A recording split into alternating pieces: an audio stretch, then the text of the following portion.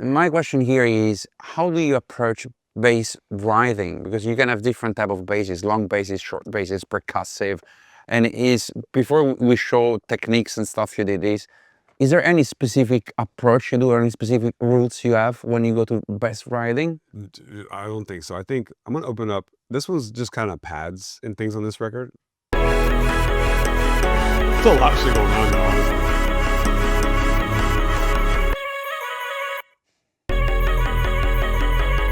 Just a typical massive patch. This is crazy though. I mean, the whole beat that we had was just this. The original beat that we did for Usher was this song. I remember now, slowed down, and then you layer with all these like, this is your most typical massive bass sound of all time. You know, like the old school. Square wave for a little bit. String pads. Cool textures though. All of it comes back down to like. This one is very iconic. It is? That's the actual just, I think this is a contact piano, like the cheap. I don't know if I have another layer on there because I hear like a reverb kind of sound. And then, but the bass is just this massive patch. Which makes you feel like it's gonna be fucking fast as fuck. Yeah. And then in the drop is just the other, like. It's just sub, you know, it's just like.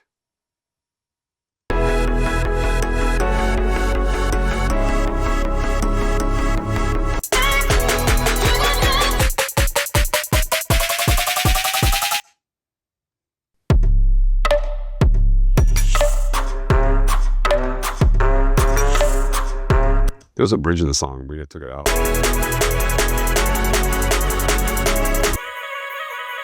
Yeah, the original beat was just that, just sing over that, now I remember.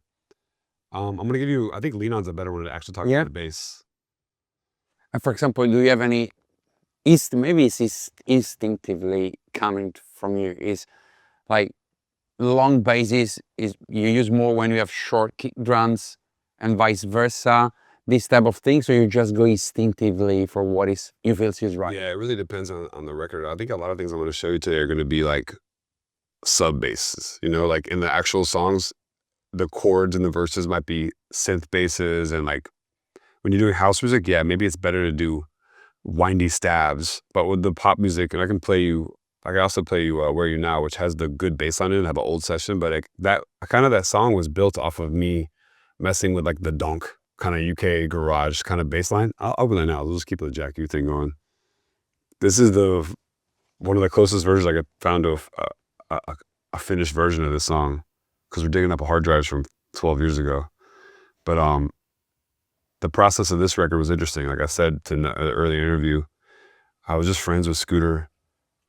He had we were talking about maybe doing something with Bieber, because me and Skrillex were working on this project, and it was a really crazy idea. I hadn't really brought it to Skrillex yet. I was like, yeah, if you have any records, man, we can make anything out of anything. You know, give us the worst record you have. We'll fucking figure it out. It was like, I got this record that we're just sitting on. No one got it right, and it was the Where You Now piano. And he literally just texted to me at a party. And I think if you listen to the root of the song, we only had a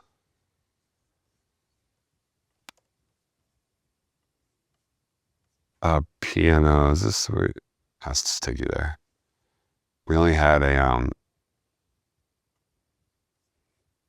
a vocal and a piano bed. We had nothing else. And the song was written by Pooh Bear, and he had Justin record it, and then they just sat on it probably for a year. And this is before they started working on the Purpose album, which is like the big Justin Bieber kind of comeback record. And he was in like a limbo. Like, what do I do? He had just done a Christmas album. It was the only thing he had done. So Scooter sent me. Where are you now that I need? As we start the song, this is like an old session. So we're just like, in the beginning of the session, we're just playing with vocals. What are we doing with this? You know, how can we mess around with this? So I think I just saved it like, you know, just messing up with audio. This would be us like in here, probably fucking with the BPM. That's kind of how I make a lot of records back then.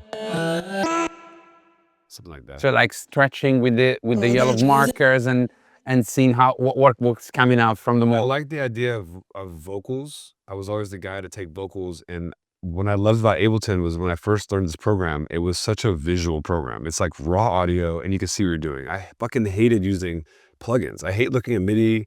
I like to see like these. I can see what this does. You know, I can see what it does, and I like the tails of voices. And I'm like, oh, I can hear synths in voices. You know, I always thought that when I had Ableton, it was like, and I don't use that style anymore, but 10 years ago, I was like the killer of all vocal chops and samples. That was like my gimmick back then. When it got played out, you move on to something else, but it was something that was really inspiring to me, honestly, because I had not heard anybody do that. Even with Upon the Floor, 15 years ago, it was like a piece of Vibes Cartel's voice that we did that, just like time stretch. And that was all done in Fruity Loops, and that had an insane glide engine. If you put a sampler in there, way better than the one Ableton. The one Ableton's like, I'll show you an example. When I use this, I'll take like a piece of a vocal, right? Like you'll just Control J it. I'll add like Simpler in here. I still use Simpler. There's probably way better things to use at this point. You drop it in here and you just kind of like find the vocal you like, a little piece.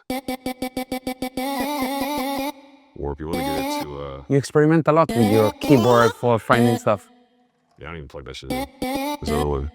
And then you just kind of like in the controls, you can kind of turn your glide on. You want to make sure you have it on.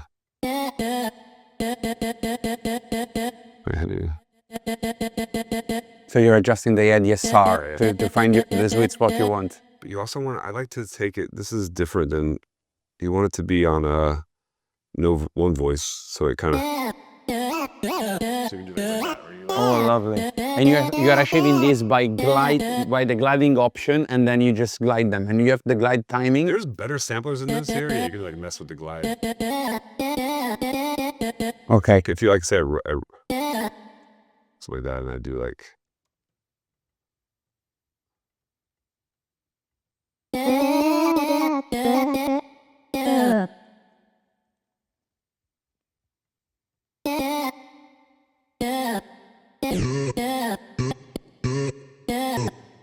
If you actually do a loop, it's even better. I mean, I just fucking around with this like sometimes forever. You put like a arpeggio. I just like to do different things that are wrong.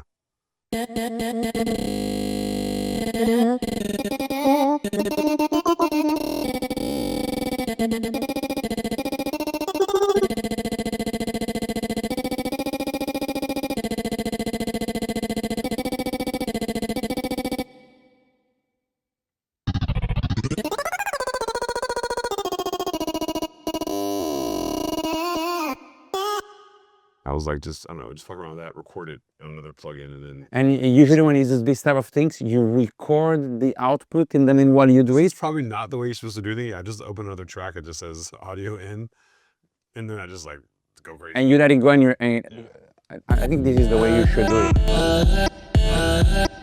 So you just like put, and this is, I'm so fucking lazy, I don't even clean my sessions up. I gotta put this audio on at least. I can put it on loop. Let's play everything now. Let me take this track.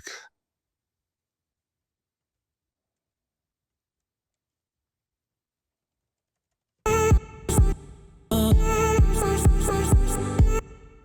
don't know what keeps going out of the.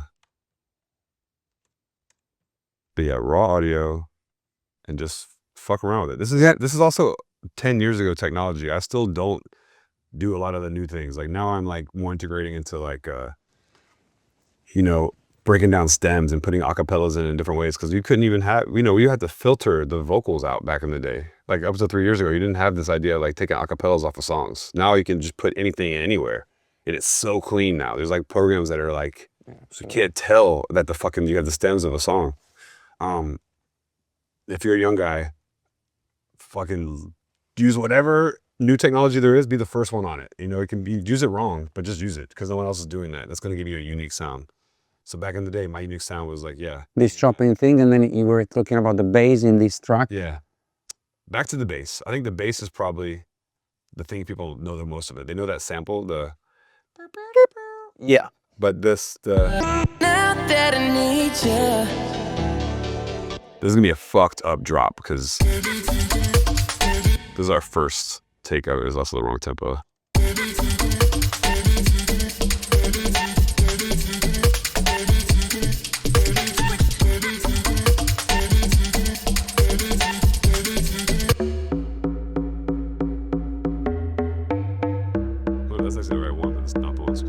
But this is just the mid bass. You also have a sub bass, I guess. Yeah, there's sub bass in it, but let me find. Why is it not clear?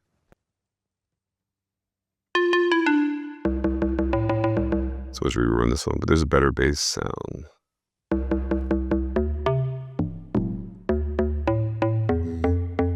I just like the way that sounds. Like I want to get a UK kind of like that donk kind of sound. It was a donk genre. Yeah. I was like, I love it. And then we were like, ah, fuck it. I put it in there, and then I was like, Skrillex, here, make the sound kind of good, I guess. And he was like, yeah. I'm not sure the session's gonna have all the bass sound, but this is. There is something more with it.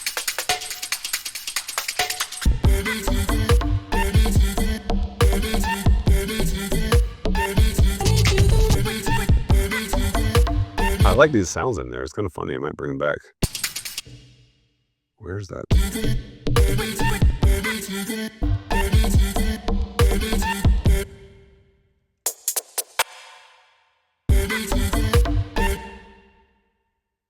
There we go.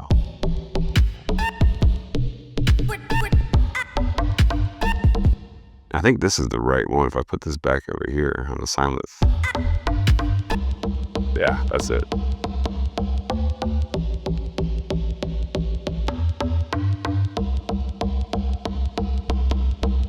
So, barely hear it, but I wonder what the Spire sounds like. I never even heard So you usually double the basses to go with a lower octave and a mid octave on the bass. Yeah, this is gonna be a little more subby sound, but these are not the greatest sounds. But Somebody's was sine wave. yeah. Basically, we had this song. We're like, how can we make this song exciting? So we put this kind of donk bass line in there, and then we built that, and then arranged everything from that. You know, it was like a halftime beat, then it went to double time, kind of a soca beat. So when you write your, let me just ask you these 2-3 questions straight on the bass. First is, it doesn't always start with the bass or the drum. It starts when you have creativity. Yeah. First, I just knew what it was missing when I had the demo. Okay. Like, this is just a piano. It's a ballad. What's the most revolutionary thing we do? Make it a double time, and how can we make it make sense? And that's like our job. So we kind of find a bass line that works. And the bass line itself is not that exciting until you have the like the fucking which is just his voice process, which might be in here somewhere. Let's see. I gave you the shirt off my. I think it was this, and we just fucked it up. Yeah. You'll hear references. Oh, wanna hear something funny? yeah. This was the reason we put that in there. I had this Justin Martin remix, and I like the sound of this bass line.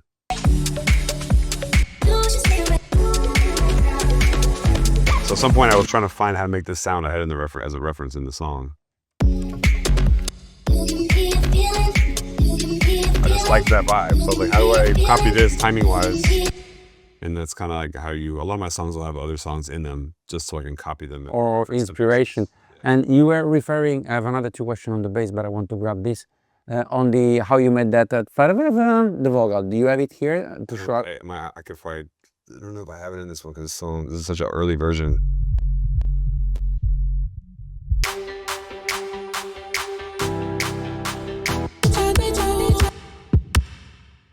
I don't think I have it in here because I felt like it would be finished.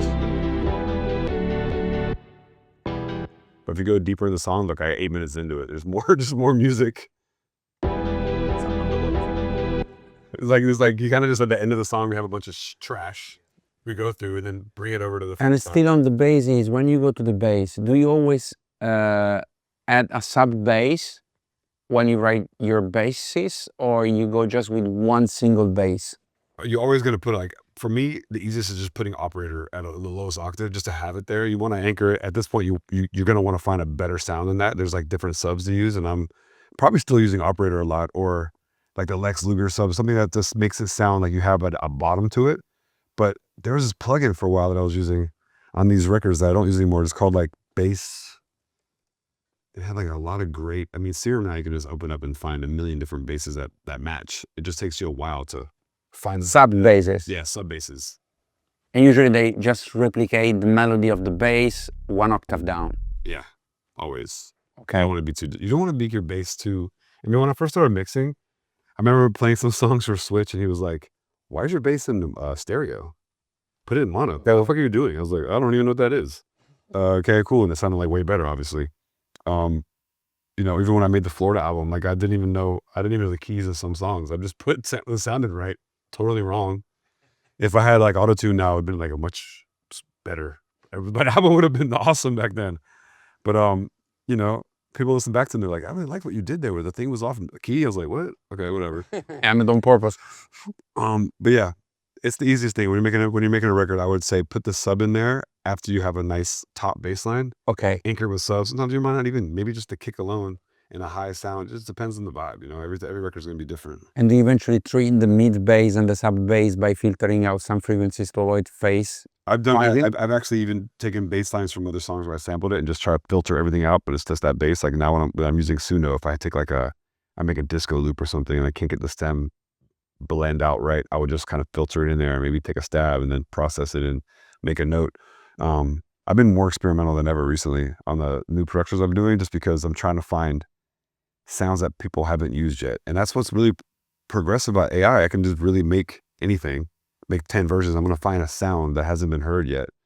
A good example, I'll play this for you, maybe it'll come out or not, is like I did this like Stormzy session in Jamaica, and I just wrote in Suno African disco, right?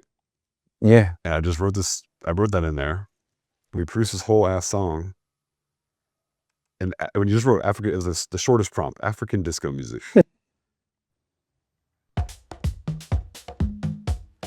Just came up with this loop, right? Not very exciting, but we were making all these records with Stormzy, some big trap records, some huge like pop ideas, some UK drill. And we even made this and then produced it out. And he honestly just like, yo, just loop this first 2 bars. And he rapped the entire song on it. And I'll open that real quick to show you. I have to finish mixing that for me. Yeah. But it was like that easy.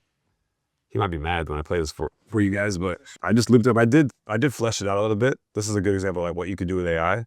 But the loop itself sounds like it's got soul, but it's literally AI. Like there is a swing, there is everything. There is like this double shaker. And you can work all day long and record those instruments, but it might sound too clean. Yeah, But absolutely. the congo should sound like it maybe come from a vinyl or something. So then if you play the record from the scratch, I had a good day. so let me try to play without. I'm gonna use guitar. Oops. Somewhere. I played the guitar I played.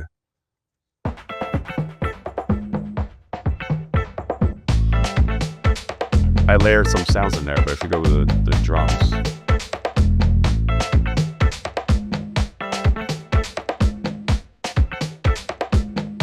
Let's go these drums out. Reminds me of that song that makes disco music for the people. Yeah, it's an Afro song. We are festive. Also in the AI loop, that horn line came in the middle of the song. Doesn't do anything. But it kind of builds like a house record. It does like, this is all AI. And it comes back in, like it's like a, Love the Jay and Ibiza was making it, right? Then out of nowhere, this horn line. I was like, what is this? And I cut that out too, and I just put all of it in there. And